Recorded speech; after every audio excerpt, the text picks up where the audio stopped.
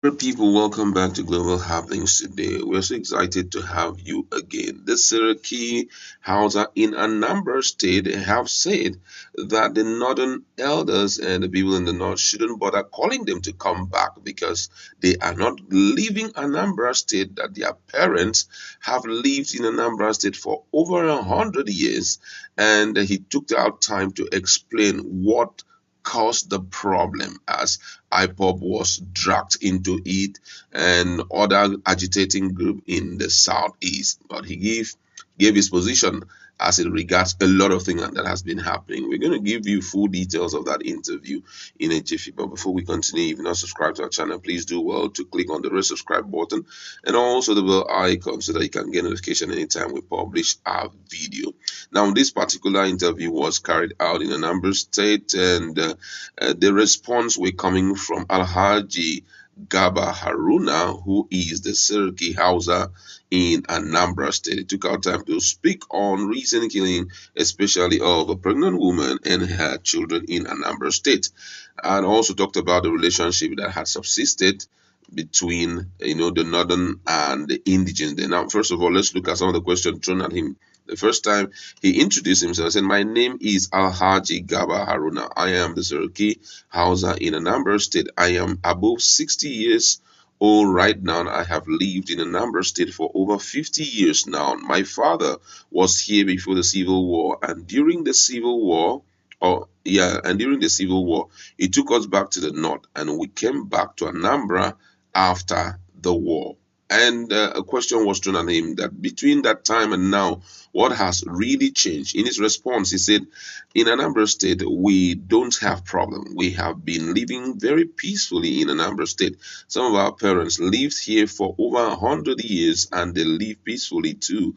In 1971, my father was a councillor here and the late Eze Ndibo was his secretary. This is to show that there had been a cordial relationship between indigenous and non-indigenous. The only problem that comes in this is these IPOP, indigenous people of Biafra issues." He was further asked, "Are you saying that IPOP issue changed the security dynamics in the state?" In his response, he said, "Yes, it started because of IPOP and they came with a mission. They want to get freedom for Biafra. It is a good mission because it is their right. But the bad ones among them have spoiled agitation and complicated the issue for them. When they started at the beginning, they were doing it peacefully. Sometimes they marched peacefully across the state. Even they passed through our community and they never had issues with us or anybody. However, the peaceful agitation has been hijacked and now we are seeing shooting and killing everywhere."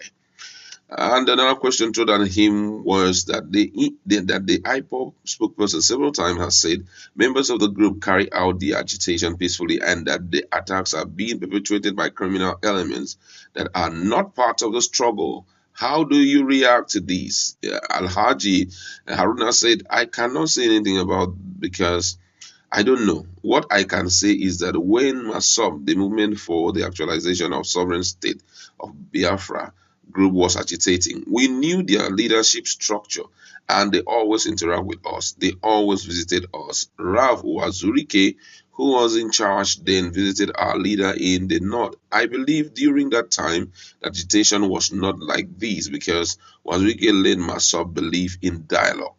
Another question thrown at him was that recently some UGM took out a pregnant woman and her 4 kids. What can you say about it? In his response, he said, "It was very unfortunate.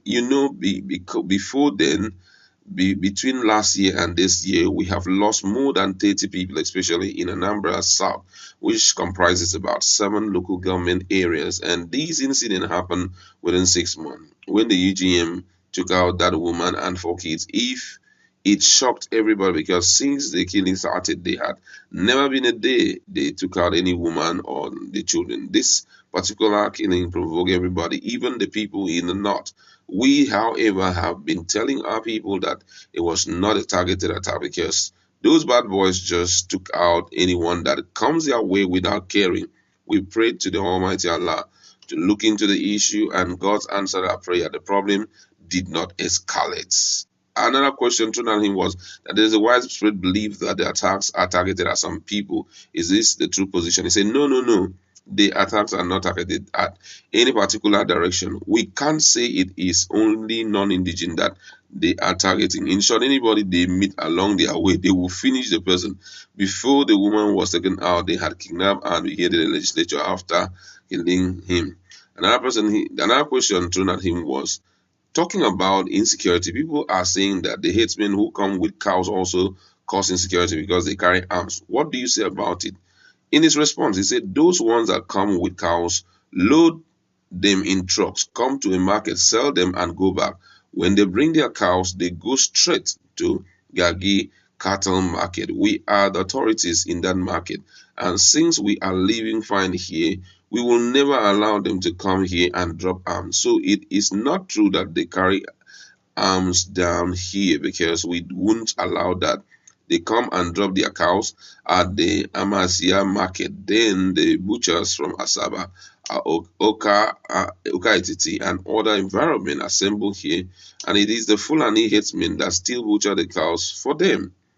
Another question he was asked was, since they took out the woman, the police have yet to announce the arrest of any suspect. What is your take on that? He said, well, if the police have not made any arrest, God will arrest those involved in the killing. We have prayed and hand over the issue to God, and we know that God will arrest the person for us. Some days ago, it was reported that they arrested a native doctor in connection with the beheading of the lawmaker, and you know that one happened before the pregnant woman's son. So gradually, God will give them the knowledge, and will pray they will be exposed and everything will be open. As a leader of such a critical community, how many are you here, and what complaint do you normally receive?